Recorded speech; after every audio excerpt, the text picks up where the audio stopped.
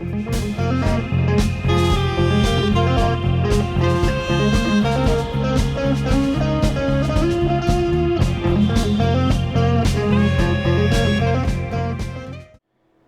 MKSilverSax here, and in front of you, you will see something that looks like the Millennium Falcon. It is a Carillion freighter, model YT-1300, and this is my version of it, because apparently with all the Carillion freighters, they are modular, and there's a lot of customization that goes on with it.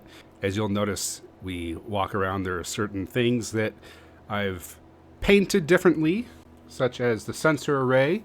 I also put some solar panels where the access hatches would be.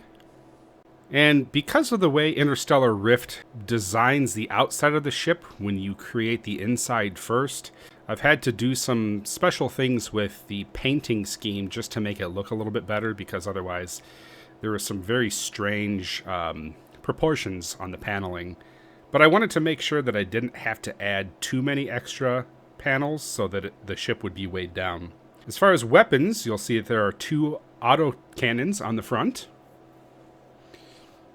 as well as a turret on the back, and this is both on top and bottom of the ship.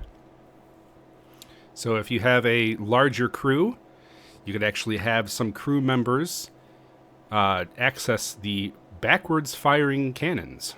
We also have some escape pods, as well as navigation lights. And we're going to go ahead and head inside. Okay, here we are on the inside of the ship, and you'll notice this is one of the escape pods. This is the Starboard Escape Pod in the teleporter room. We go through to the main corridor. There's a cargo bay in the back, which is the point of this ship. You are a cargo freighter. So there are quite a few cargo pads back here, as well as a cargo teleporter. Right here, you'll notice that there are some quick discharge capacitors, as well as 2 shield generators. To my left is the power core. There are a bunch of batteries in here. When you first get the ship, you will want to prime those batteries by letting the hydrogen generators fill up the batteries first before you start using the ship. And you'll notice right here is kind of an iconic location. This is the crew hangout area. Most of you guys will recognize the Millennium Falcon spot where they kind of hung out for a while. This is the crew quarters with the bunks.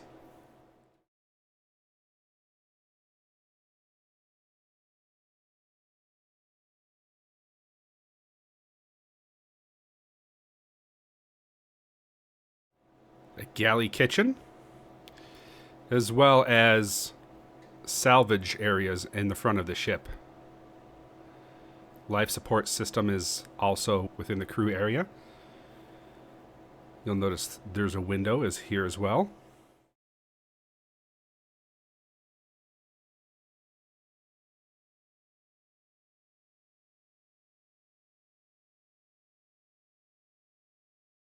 There's a small rift generator, as well as a second escape pod and a storage locker. This is the port side of the ship. Going into the engine and hull compartment, there are 2 hydrogen tanks, medium-sized, a small armor generator, as well as several hydrogen generators. If you go further back, this is the cargo bay that we peeked into on the other side. So the majority of the ship is one large ring. Let's go into the weapons area. We have 3 ammo loaders.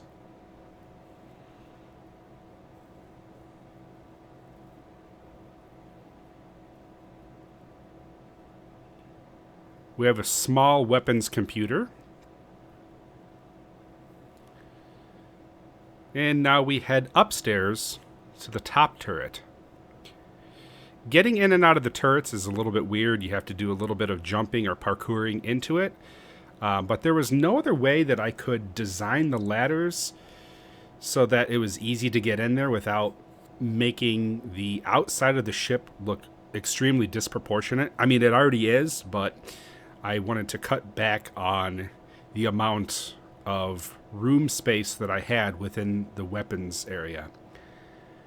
We're going to go ahead and escape out of the upper turret. We'll take a look at the bottom turret. This one's a little bit weird. You have to jump out of the stairs in order to get into it.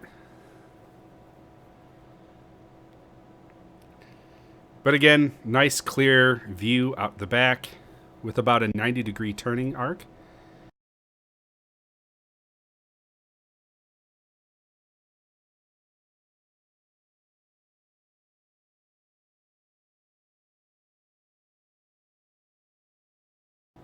The real tricky part with the bottom turret is to make sure that you close the door first.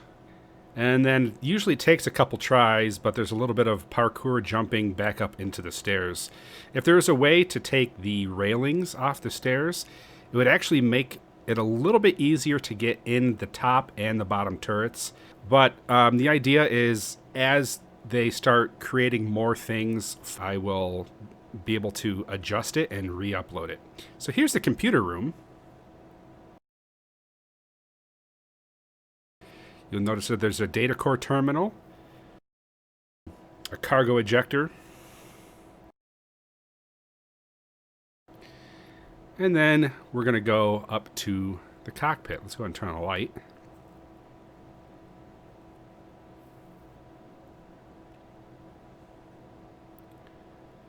Take a look at some advanced stats here, graph options, and you'll notice that the batteries are still charging. The batteries will hold a total of 21 million. So when it reaches 21 million, you could pretty much fly the ship without having any sort of power failures or issues. So give us a nice view of the engines off the back.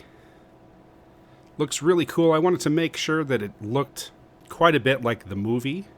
Of course, like I said, the proportions are a little bit off, but generally I wanted to have the shape very similar to what you'd expect the Millennium Falcon or the YT-1300 to be. So I want to thank you guys very much for joining me. If you're interested in downloading this for your copy of Interstellar Rift, make sure to check out the link below. We'll see you on the next one. Peace out.